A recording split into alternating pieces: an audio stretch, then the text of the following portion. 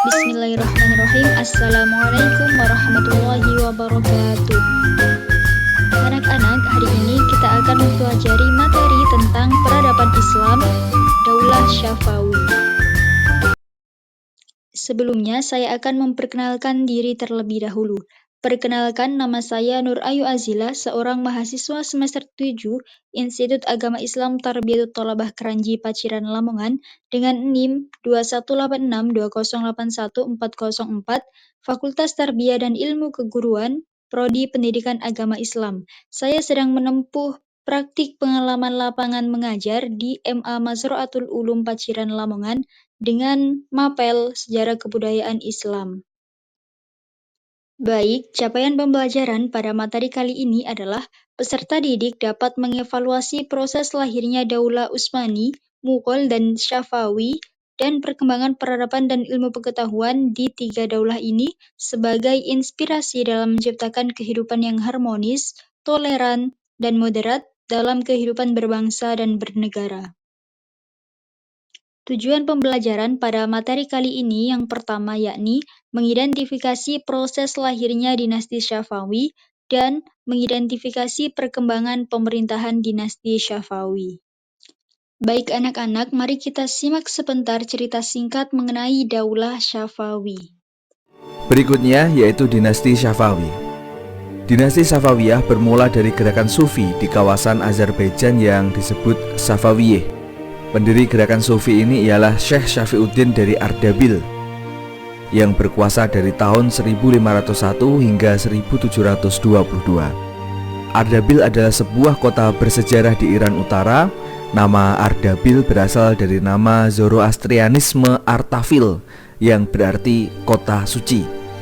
Meskipun jatuh pada tahun 1736, salah satu warisan terbesarnya adalah kebangkitan Persia sebagai benteng ekonomi antara timur dan barat, pendiri negara yang efisien dan birokrasi yang didasarkan pada checks and balance, dan inovasi arsitektur dan seni. Selain itu karena Safawiyah pula Syiah menyebar ke seluruh Iran dan daerah sekitarnya.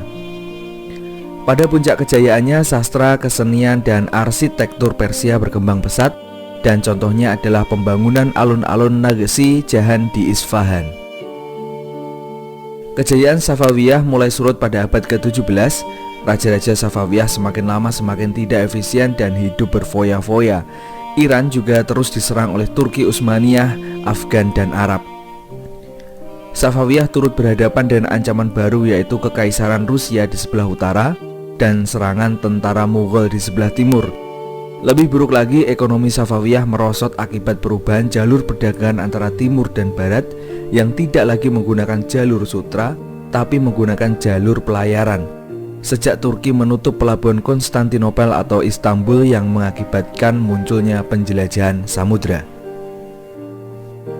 Penutupan Konstantinopel atau Istanbul secara tidak langsung memaksa Spanyol dan Portugal untuk melakukan penjelajahan samudra untuk mencari rempah-rempah langsung dari sumbernya, sehingga muncullah tokoh seperti Vasco da Gama, Marco Polo, dan Christopher Columbus. Berikut adalah khalifah yang pernah memimpin dinasti Safawi.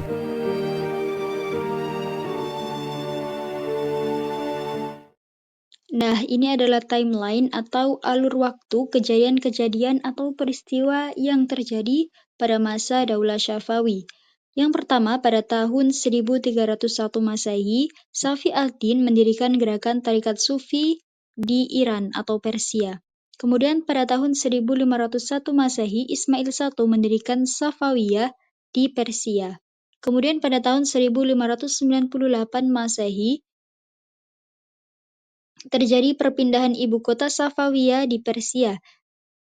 Selanjutnya, pada tahun 1585 sampai 1628 Masehi merupakan era keemasan Safawiyah pada masa kepemimpinan Syah Abbas I, dan 1736 Masehi berakhirnya Daulah Syafawi.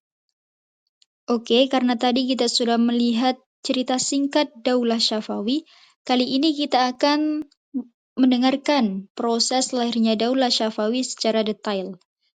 Dimulai pada tahun 1301 Masehi, Safi ad-Din mendirikan gerakan Tarekat Syafawi. Kemudian dilanjutkan oleh Syekh Junaidi, gerakan tarekat tersebut berubah menjadi gerakan politik.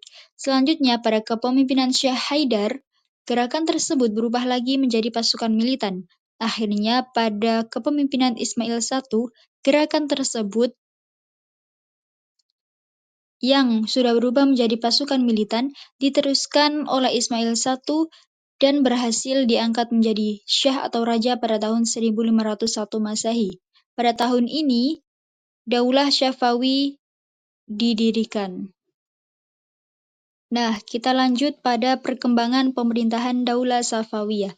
Pada tahun 1500 Masehi, Ismail I melakukan kampanye merebut wilayah Shirvan. Kemudian pada tahun 1501 Masehi, Ismail I menaklukkan Tabriz dan menjadi syah atau raja yang pertama.